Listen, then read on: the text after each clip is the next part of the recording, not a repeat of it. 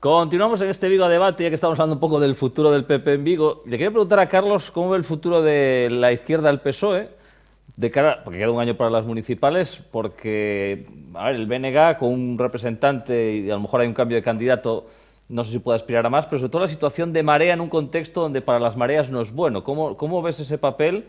Porque parece que no se mueven de los tres concejales entre las dos formaciones, sea con una, sea con dos. Bueno, los concejales de izquierda, sea uno, sea tres o sean cinco, siempre tienen un papel importante en las corporaciones municipales. Cuando yo salí por primera vez allá hace 200 años, pues resulta que, bueno, salimos tres, pero aquellos tres valíamos un imperio, con perdón de la audiencia. Y hemos movido mucho, y hemos trabajado mucho, y hemos colaborado mucho con el partido de gobierno, con Manolo Soto en aquel momento, con el Partido Socialista. Entonces, yo creo que la situación tiende a renovarse, tiende a ser nueva para las próximas elecciones. Quizás nos llevemos sorpresas respecto a las candidaturas, ya que posiblemente no serán las candidaturas tradicionales que todos conocemos, o sea, ¿sabes algo sino más, entonces? Transversales, quizás, sino mucho más dinámicas, mucho más amplias, más representativas, etcétera, etcétera. Pero hay un tema que independientemente de que esté la derecha, que esté el centro, que esté la izquierda en el Concello de Vigo, tenemos que arreglar lo que, perdón por repetirlo, el conflicto de Santiago y Vigo. Tenemos que renovarlo por encima de todo. Eso no hay más remedio que arreglarlo en los dos lados. Sí, evidentemente aquí los dos. Cada uno tiene que asumir su cuota aparte, como decía don Felipe González. Tenemos que elaborar una nueva cultura entre los dos. Es decir, tiene que haber una propuesta A y una propuesta B. Y hay que reunirse durante 7 días, durante 20 días, hay que encerrarse, hay que llamar a técnicos, hay que ver tal. Pero tenemos que arreglarlo cuanto antes. Sí. Que la cosa va a tener una dinámica de área metropolitana, que tenemos que hacerla, señor. Si a la Xunta le interesa un área metropolitana, ya no solamente para Vigo, pero le interesa a Abel Caballero el área metropolitana, porque nunca la ha querido. No le interesa el área metropolitana. No la ha querido ver ni en pintura.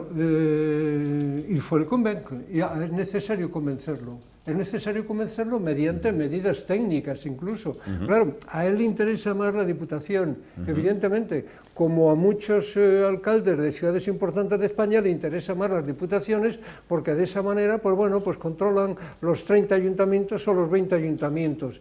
Pero vaya por Dios, hoy en día los ayuntamientos en Europa están dispuestos a desaparecer en líneas generales, Hoy en día vamos a otro tipo de dimensión de control, de ayuda, de solidaridad, de trabajo, de conexión empresarial, sindical, etcétera, etcétera, que se llama área metropolitana. Esa gran área metropolitana de Vigo, que inicialmente puede tener 12, va a tener 23, bueno, será un área metropolitana dinámica, y ahí tenemos que entrar. Quizás no sea este el primer punto de acuerdo entre la Xunta de Galicia y el Ayuntamiento de Vigo, pero puede ser, por ejemplo, la ampliación de los recursos sanitarios o de los recursos de educación que necesita Vigo concretamente, pues planteémoselos a la Xunta de Galicia, negociemos el tema de la ampliación de la infraestructura sanitaria y educativa en la zona de Vigo o en la zona de Pontevedra, pero concretamente en la zona de Vigo. Es decir, hay puntos en los que tenemos que negociar,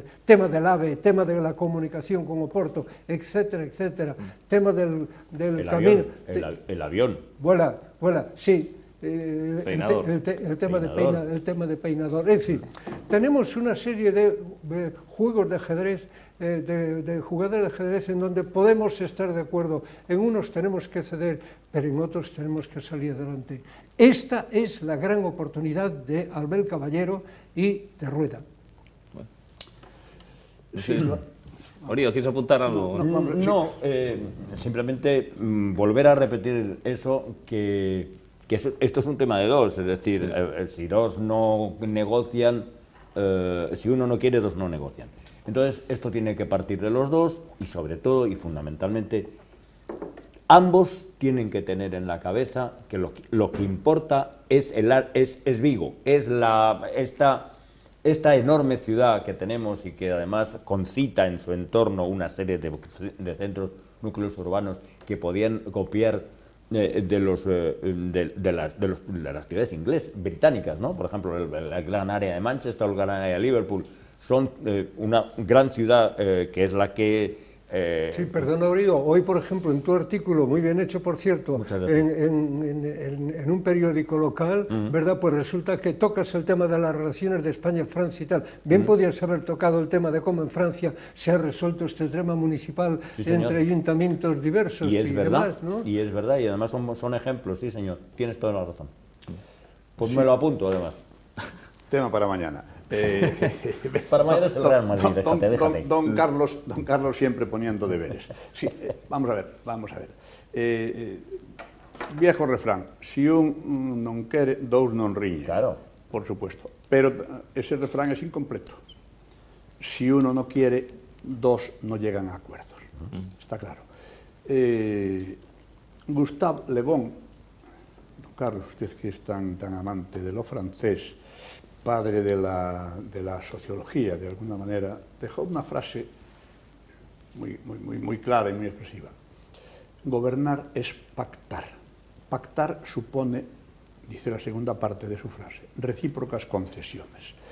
Gobernar en un Estado descentralizado, en un Estado de las autonomías, que también es Estado, con una administración local, por lo tanto con tres niveles, central, autonómico y local, requiere entendimientos entre los tres estamentos.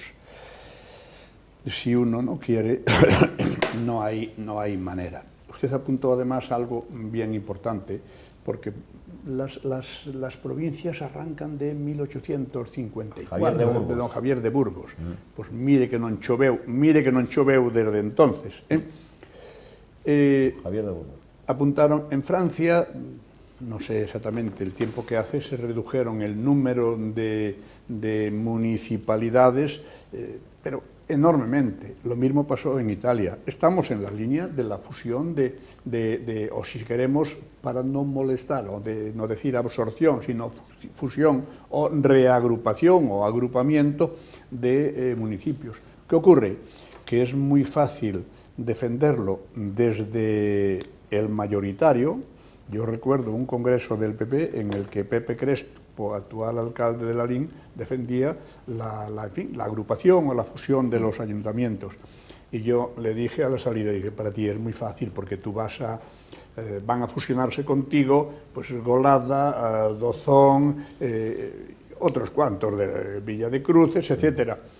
Pero a ver qué piensa el alcalde presidente del ayuntamiento respectivo. Si me traslado a mi municipio de nacimiento, a Sober, seguramente mi buen amigo Luis diría, hombre, la fusión con Monforte que nos va a absorber, pues sí, pero no. Sin embargo, no podemos desconocer que antes o después, seguramente no por vía voluntaria, porque los voluntarios en Galicia han sido Oza Cesures y Cerdedo Cotobade y no más. Y creo que no hay más. Sin embargo, esto va a tener que imponerse. ¿Y por qué? Pues también por razones económicas, para dar un mejor servicio, por economías de escala, porque va a ser la única posibilidad de que estas entidades subsistan. Serán entidades locales menores, serán una delegación del ayuntamiento principal, como queramos llamarle, pero la vía va por ese camino. Le felicito por su idea y por la que ha transmitido a don Manu Orío. Don Manuel Orío ha tomado nota. Os quería preguntar por un edificio emblemático de nuestra ciudad, como es la Panificadora, porque salió una noticia la semana pasada que la justicia tumbaba el proyecto del Concello de Vigo, dando la razón a parte de los propietarios que reclamaban edificabilidad residencial, y por tanto queda en el aire ese proyecto pues, de rehabilitar el edificio y darle un uso dotacional con la zona franca. Dejando a un lado quién va a tener la razón, porque esto es recurrible ahora ante el Tribunal Supremo, ¿a vosotros qué os gustaría que hubiera en la Panificadora? Un plató para rodar una película cojonuda de Drácula, perdón. Sí, es que a mí me parece que la Panificadora es tal y como está, pues sirve para hacer Nosferatu, pero nada más. Otra cosa es que se le guste... O sea, tú dices tirarla y hacer algo, ¿no? O intentar... yo creo que a lo mejor, conservando la estructura, lo que sí digo, y vuelvo a repetir, y siempre lo he repetido, y muchas veces en esta ciudad cuando me lo han preguntado, es: yo no concibo que se hagan, que se utilicen edificios y se reconviertan para que no tengan nada en su interior. Es decir, si vamos a hacer de la panificadora un centro de exposiciones, un museo, un algo, pensemos primero qué es lo que vamos a meter dentro y después ya veremos, porque tenemos en todo el país ejemplos vivos muy frecuentes de edificios que se han recuperado para luego no tener nada que meter en su interior. Carlos.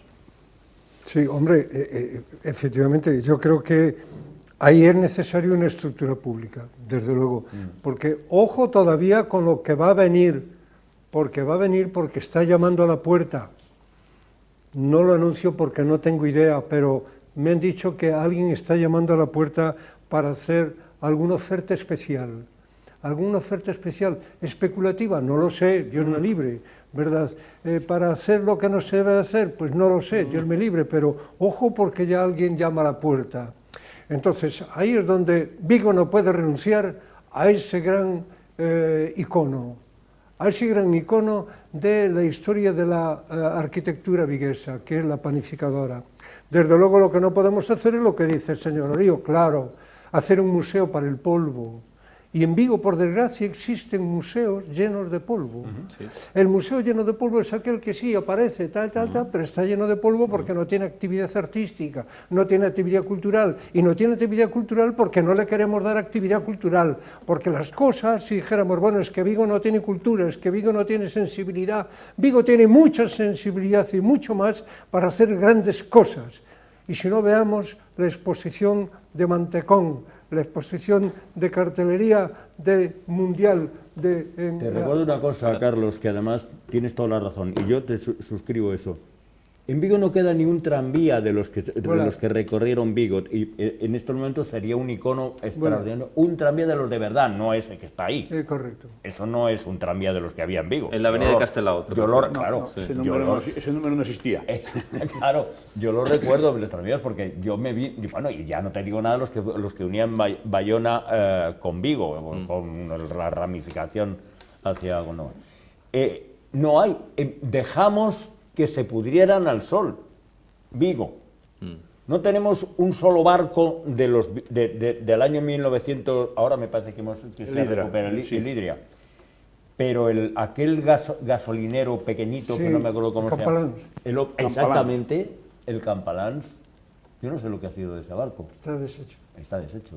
Es decir, no tenemos conciencia de nuestro propio tesoro cultural, artístico. Correcto.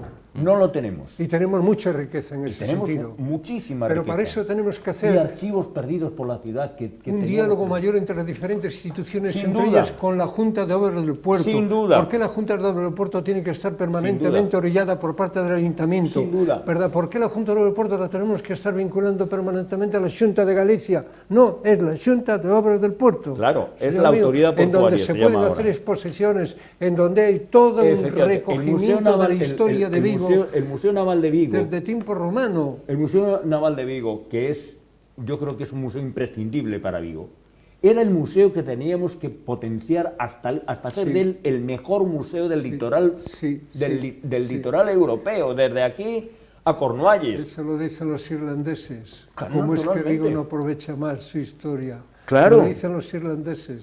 Los británicos, yo tengo un cierto carácter anglófilo, se encuentran un clavo en la calle y una herradura y hacen un museo a partir de ahí. ¿Pero qué es el Titanic? El Titanic no estuvo jamás en Liverpool.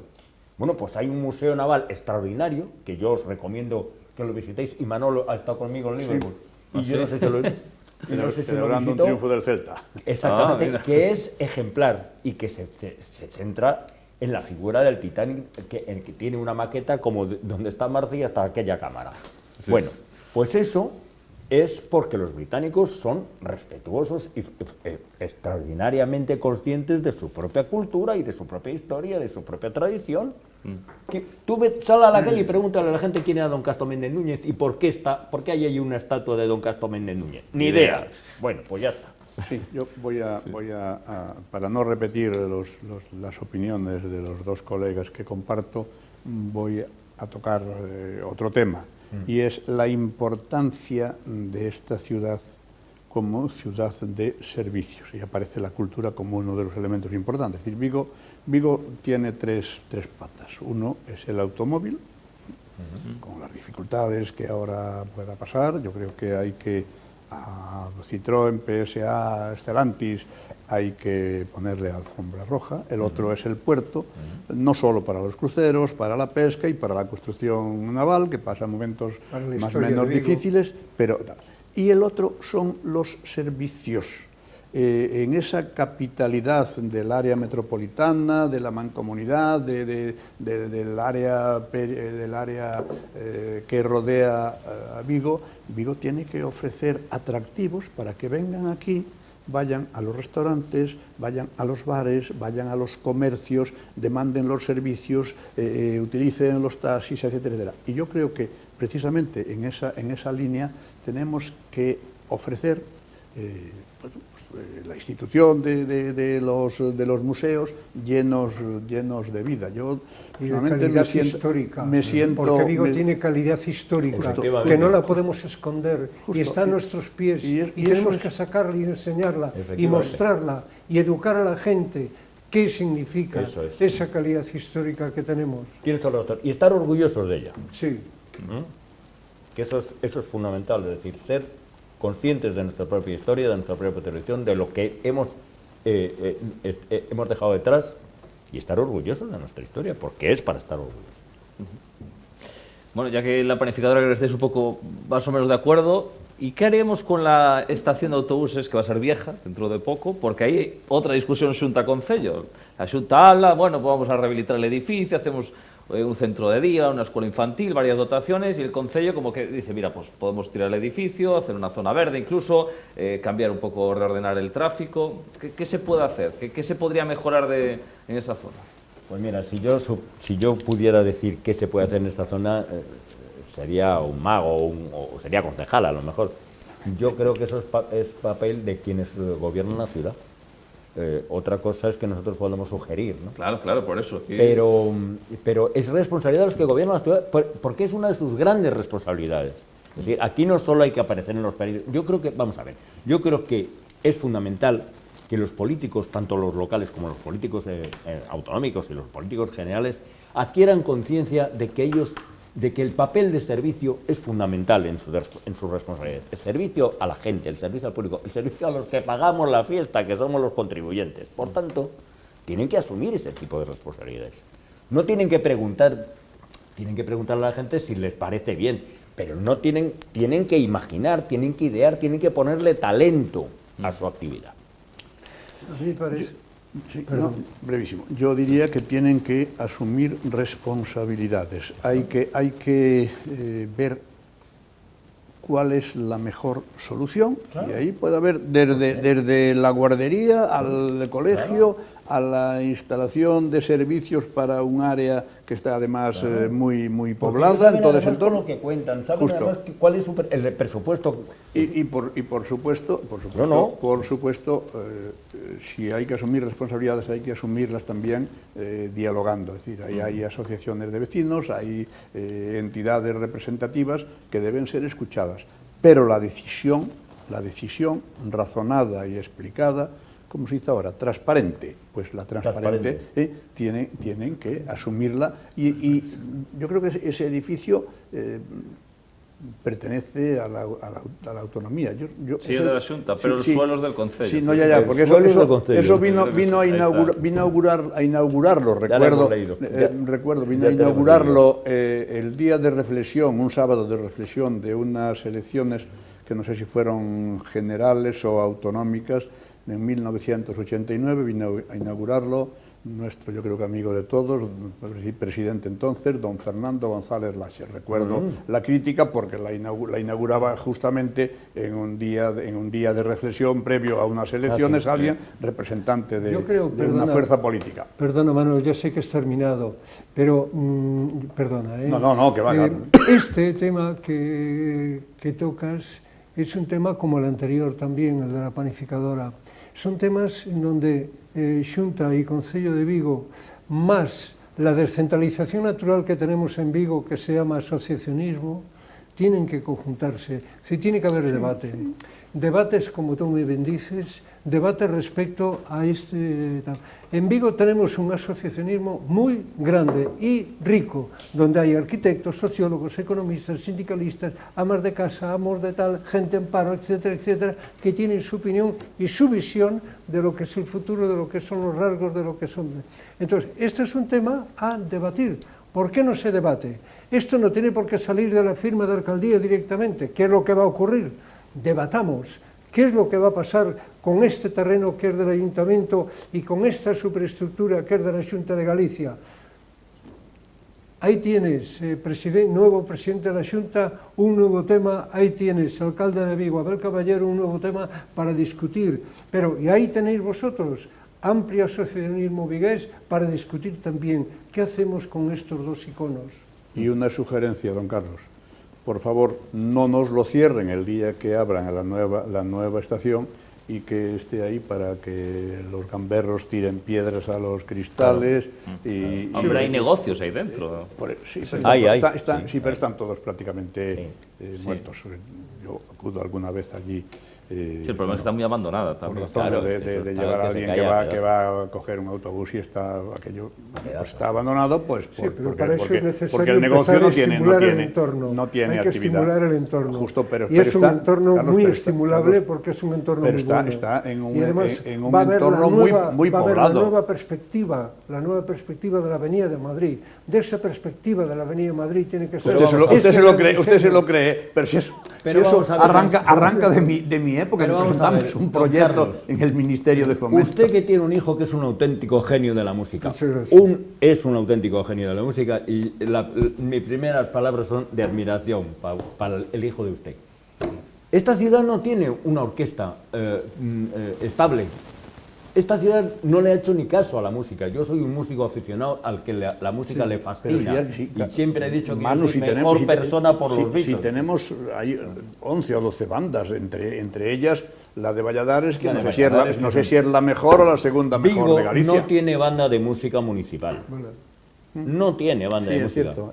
En eso las bandas municipales de música en Galicia son representativas y son hermosísimas. Y además, la mayor parte de ellas tiene un par de gaiteros.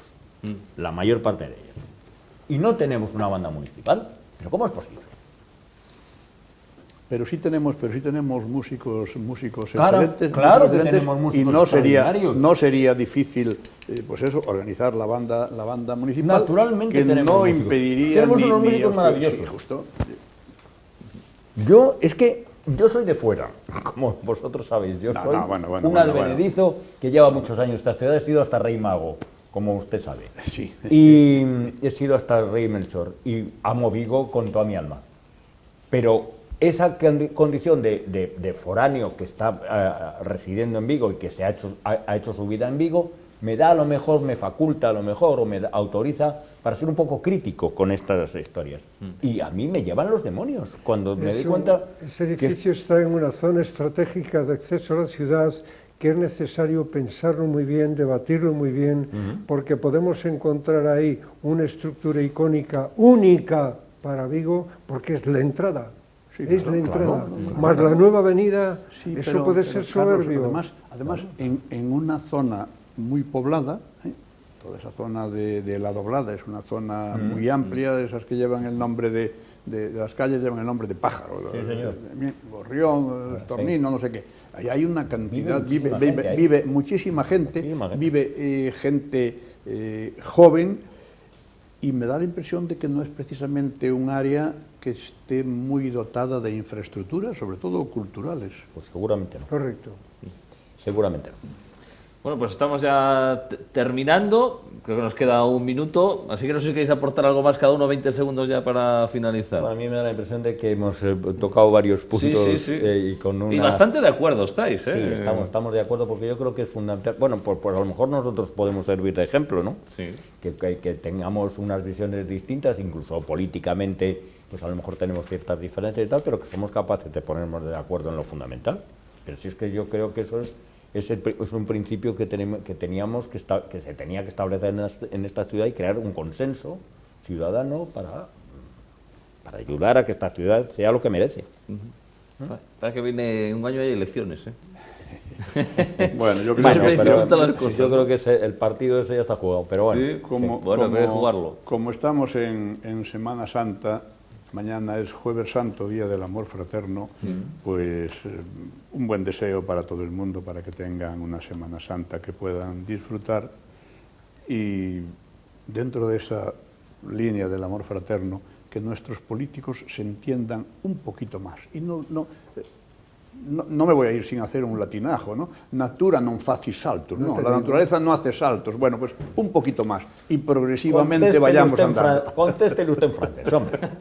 Por mi parte, olvidar totalmente en estos 2 años que faltan, en esta nueva situación política que tenemos a nivel de Galicia, desterremos totalmente los usos autoritarios y los usos de servilismo que en otro momento podemos haber utilizado.